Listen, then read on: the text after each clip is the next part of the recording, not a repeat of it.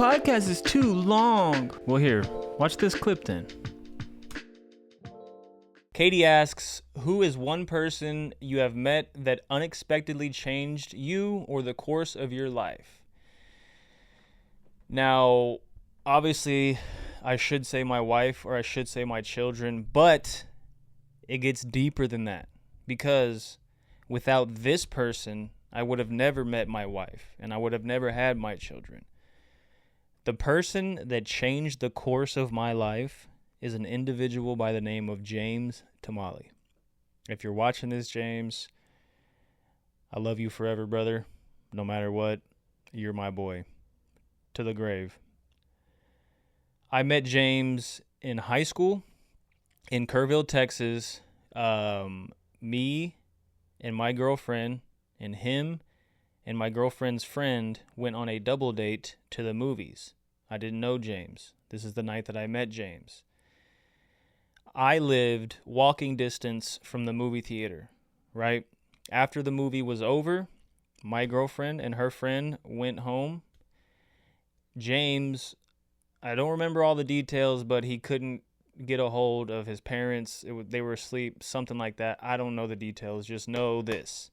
I told James, hey, you can come to my crib. I live right. You could see my house from the theater. We're talking like walk across the street type shit. So I said, you can just come to my house. We can kick it. I got the entire Dragon Ball Z series on VHS. I had one of the TVs that had the built-in VHS player, and I had every single episode of Dragon Ball Z in a VHS collection. And when you lined them all up, it made a big-ass picture. Super cool. I was like, we can fucking, do you like Dragon Ball Z? And he's like, of course. I was like, say less. So we went back to my house.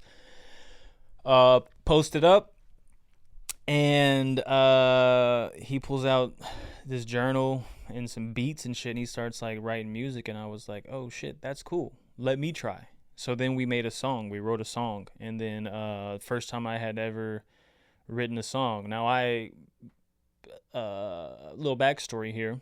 In elementary school, me and my homie Ben, shout out Ben, my oldest friend to this day, we used to freestyle battle at his house. And his sisters, his twin sisters, Rosalind and Jocelyn, shout out y'all too, they would judge the battle. And that was my first experience as a rapper. Now, fast forward to today. Well, not today. The day that I met James. So we made a little song, and then a couple days later, we went to his house, and I found out he had recording equipment. So we recorded that song, and I put that song on a CD, and I showed it off to all my friends. Like, look at me. I'm a rapper now. And most of my friends were like, that's cool. Some of my friends were like, you're gay. But yeah, so had I not met James, I would have never made music. Had I never made music, I wouldn't be sitting here alone in front of this camera talking to nobody like a crazy person. Had I not met James, I would have never met my wife because, let me run it back, I'm getting ahead of myself. James was from New Jersey. Now, the middle of senior year, early on in our senior year in high school, he moved back to New Jersey. It was a bummer. That was my dog. We were locked in like this. His family, they moved back to New Jersey. After high school, I was talking to James on the phone, and I was like, man, I want to go to college, but I want to go out of state. I don't want to, I want to experience new things. I want to see new places. And he was like, well, come to Jersey.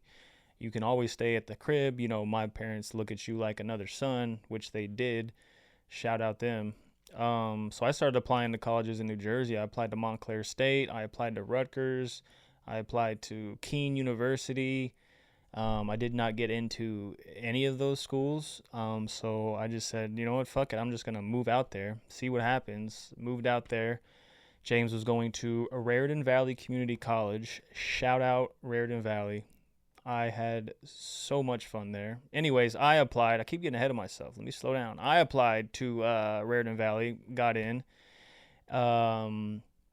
picked film as my major, and I think I went there for about 2 years, and dropped out, stopped going to class. We spent most of our time in the gym, shooting hoops.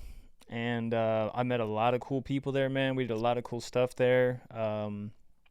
We put on a couple of shows there at the school on campus. Got a pretty decent following with the music. James and we continued to pursue music. Then I ended up moving back to Texas. Your boy got a little homesick. Moved back to Texas for like 2 years, and then I made so many connections out there in New Jersey. When I got back to Texas, I felt like I wasn't really doing anything musically. So I was like, hey, I'm coming back. So I moved back out to New Jersey. Stayed there for another 2 years. Got a job with James at FedEx loading trucks. And one day I forgot to bring my work boots because I was in New York staying at this girl's apartment, this girl I used to talk to. I don't know if she wants me to shout her out, but you know who you are. You're not listening to this. You don't watch this. You've forgotten who I am, but shout out you, because going to New York and staying at your apartment was so much fun. Anyways, I had to take the train straight to New Jersey and go to work the next day, but I forgot my boots, and they would not let you in without steel-toe boots or steel-toe shoes. So I couldn't go to work that day, and I came back and I was like, you know what? I don't like that job anyways. It sucks. There's a Chipotle walking distance from the house I was living in with James and his parents and Uncle Joel. Shout out Uncle Joel. Endless Entertainment with Uncle Joel. So I just walked to the Chipotle, filled out a job application right there in the dining area. And a woman by the name of Luisa Manzanillo came and took me outside, sat me down, and interviewed me, and I was hired. Started working at Chipotle. And the woman that interviewed me was also the kitchen manager at the time. I don't know if she was a kitchen manager or a service manager by this time. She was the boss. She was a boss. She is a boss. Yeah.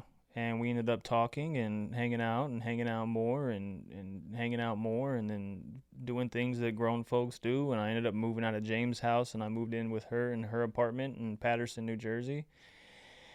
And then once again, your boy got homesick. Luisa and I flew to Texas to go to Mark's wedding. I was the best man at his wedding. And then my sister also got married on the exact same day as Mark, so we had to go to 2 weddings in one day. And then we went to my dad's. Took Luisa to Lukenbach, just drove all around Texas with her. And then we moved back to New Jersey. We were in New Jersey for like a week, and I was like, man, I want to move back to Texas. Texas is where I belong. And she was like, well, I'll come with you. And she came with me back to Texas, and we had children and got married, and here we are. So all that music, this podcast, my wife, my kids, all that never would have happened had I not met James at the movie theater that night.